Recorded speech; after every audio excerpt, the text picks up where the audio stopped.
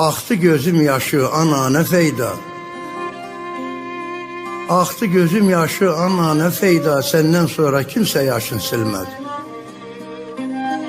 Keşke ana bir de seni göreydim. Kaldım hasratıyla üzüm gülmedi.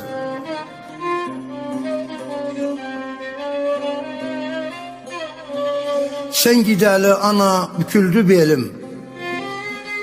Dudaklarım titrer, çarpaşır dilim. Veren oldu bağım, ötmez bülbülüm. Hayan oldu bana, kimsem kalmadı.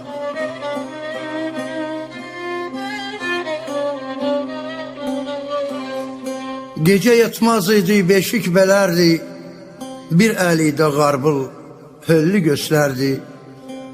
Mektepten gelirdim, yolum beklerdi. Kime ana deydim, yeri almadı.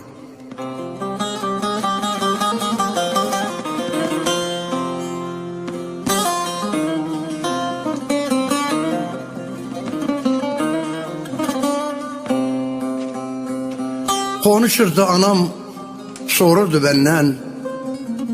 Doktor olacaksan, yoksa öğretmen. Ana, birinci sevdem sen, ikinci vatan, üçüncü sevdem yar, gitti gelmedi. Yatma anam yatma, bir daha uyan. At kolu boynuma, sineme dayan. Muşu oğlu bildi, hak oldu bayan. Doktorlar çalıştı, çare bulmadı. Doktorlar çalıştı, çare bulmadı.